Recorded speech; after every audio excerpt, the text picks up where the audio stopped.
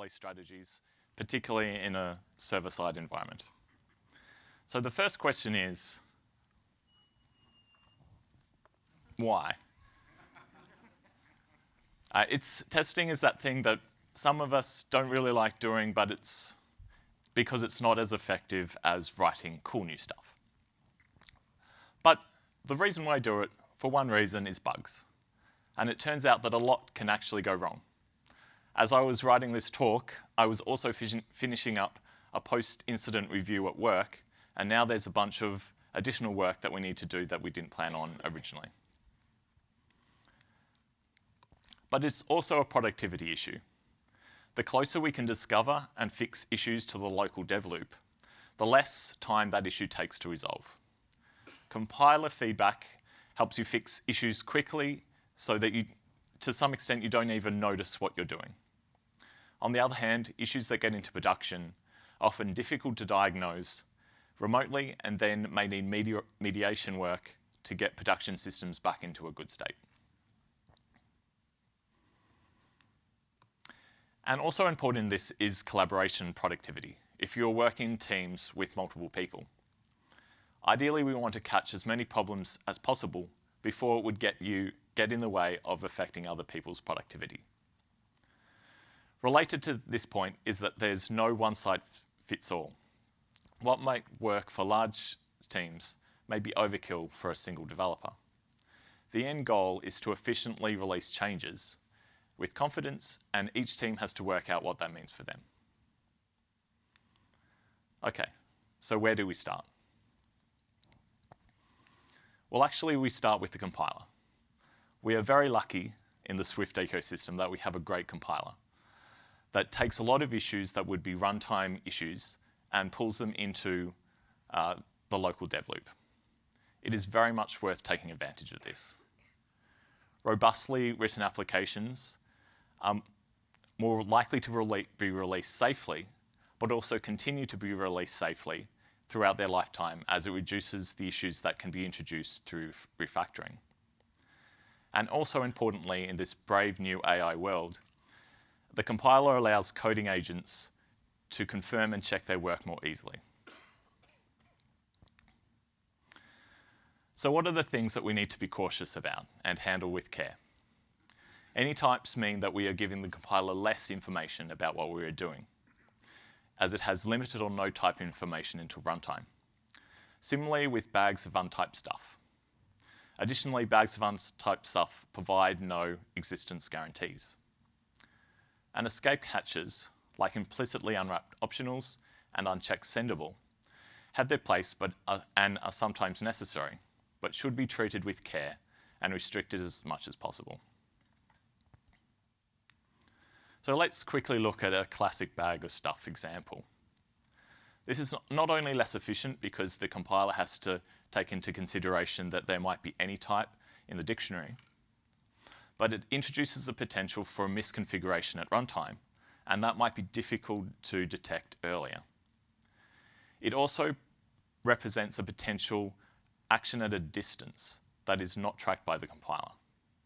This makes refactoring more risky, particularly in larger code bases, and means potentially that you're relying on a textual search to do your refactoring. It is not something that the compiler is guaranteeing will be correct. Luckily in Swift, we have mechanisms such as protocols and enums that can more accurately model the requirements within a system like this. In this code, we are telling the compiler exactly what is required for application configuration, and if any attributes are required or optional. This is, again, also beneficial to AI coding agents who have to reason less about what the intent of your program is and have less opportunity to make mistakes. Of course, sometimes underlying untyped storage might be required or unavoidable, but it should remain an implementation detail within a tight section of the code if possible, providing compiler guarantees to wider access scopes. So compiler-enforced guarantees are often the gold standard, but sometimes it's not possible or desirable. you might want to maintain configuration parameters, such as endpoints, timeout values, and so on in a separate configuration mechanism, or even separate to the built artifact, so recompilation is not required when only these values change. This configuration might be stored in something like a JSON file, which is out of the scope of the compiler. But even here we can put validation, such as schema validation, to verify the expectations of the configuration and reduce the likelihood of failures later in the deployment process. But often it is not possible to statically validate prior to actual deployment. Maybe it's endpoint or sidecars that you need to validate are reachable. Maybe it's dynamic configuration that you are periodically checking in a background task. If possible, check these as part of your application startup and fail so that the faulty version doesn't stabilize in production. Errors that can only be detected during the execution of the application need a little more thought depending on their severity. If it is potentially not safe for the server instance to continue, for example, if in theory it is logically impossible that this event should occur but has occurred, you might want to fatal error, because even though that's drastic, it might be better than potential consequences such as data corruption. If it is not so severe, you might use something like a server health check that checks if in later instances whether this situation has resolved. In even less severe cases, providing metrics or alarms is something that you would want to do. The worst case scenario is that something is going on in your server and you are not aware of it.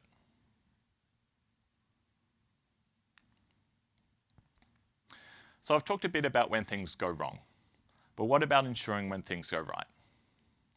Our programs are often made up of complex interactions and combinations of components. Our programs, in this case of this code, the initializer and actioner probably have their own logic, maybe a third-party library, or may even make some network calls. So how do we test this logic in isolation? So again, Swift has a lot of mechanisms that can help here, protocols in particular.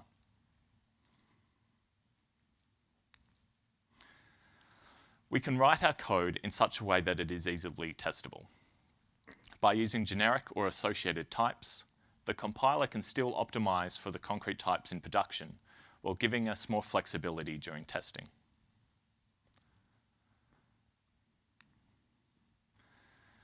So in order to test this code, all we need to do is create implementations that conform to these protocols. However, in many cases, this would require a lot of boilerplate for common tasks required for tests. However, mocking frameworks are a common solution to this problem, providing implementations designed to track how they interacted with. And luckily, we have Swift macros to provide these implementations for us.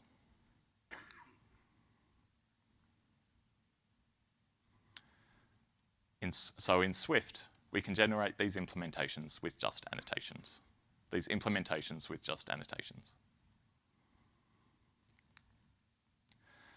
So the first thing that mocking frameworks require are expectations, specifying what the mock should do when they are interacted with. Which are then used when the mock is referenced during testing. And this will work. This test succeeds and passes.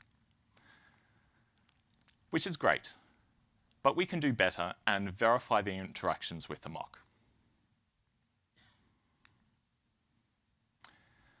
So here we are not only setting expectations, but verifying that they took place.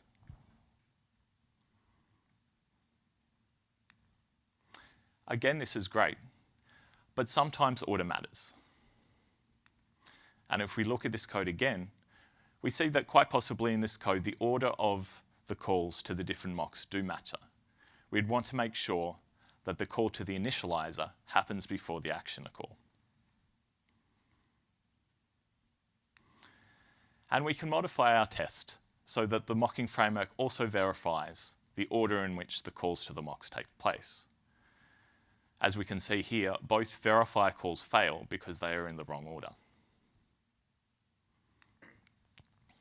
Even though the second one fails because it is also in the wrong order compared to the first call.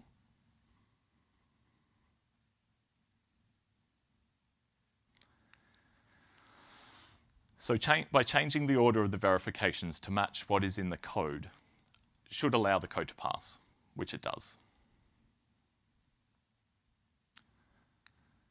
So this brings us to how to write effective unit tests.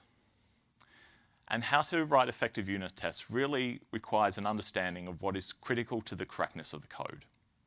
In the previous example, it was critical for the function calls to happen in a particular order.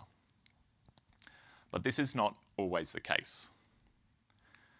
If we look at this other example, we are not interested in the order of the calls. In fact, the order of the calls is non-deterministic because they are called in parallel.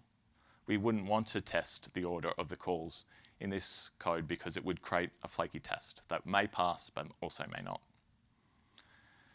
So we need to make sure that our tests are robust to non-deterministic behavior.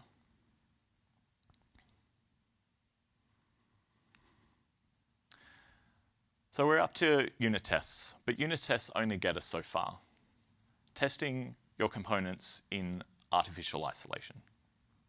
The next step is integration tests, verifying your logic in combination with its dependencies. Now, in the past, this used to be quite difficult. You had to deploy to a staging environment or an environment that had all your dependencies deployed in some environment, such as a cloud environment.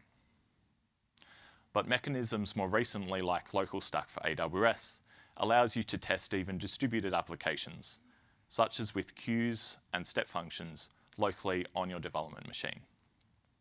In more advanced situations, you can even have multiple microservices being tested in combination on your local machine as well. Integration tests shouldn't be a frightening thing. You can also use Swift testing, so the same framework that you use for unit tests for integration tests, calling remotely your instances under test. So we continue on our journey to when we want to deploy a change. And here's the first part of the step, likely verifications that you want to do as part of a pull request.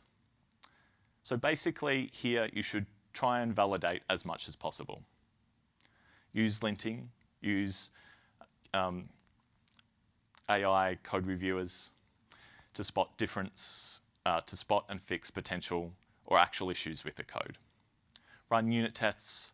You can also run the integration tests that you could run locally as part of your pipeline.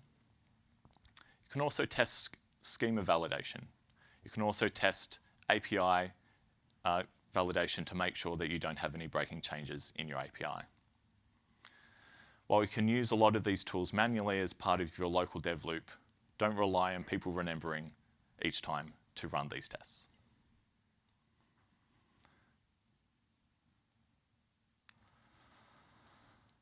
And finally, I'm going to touch briefly on deployment and production.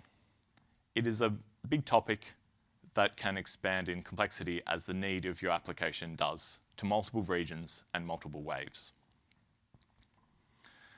As I mentioned a couple of times previously, use server health checks and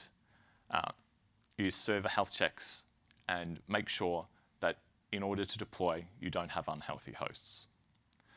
Understand what your critical metrics are for your application. Monitor these during deployment, ideally automatically, and roll back automatically if these metrics become unhealthy. Again, this is another big topic, but reduce the risk by progressively rolling out your changes. Mechanisms like blue-green deployment, where you have both the old version and new versions deployed side by side, and you progressively shift traffic between those two versions, allow you to reduce the risk of deploying changes. This deployment type also allows you to roll back quickly on failures. And finally, you can decouple feature rollout from deployments completely by using feature gates, where you deploy the code to production, but it is disabled until you enable it through a feature gate. This also allows complex targeting, where you can target between canaries or to particular segments of your user base. So if anyone is interested in the mocking framework that I showed, it is here, and it, according to Swift Packet Index, runs on all the things. And thanks very much.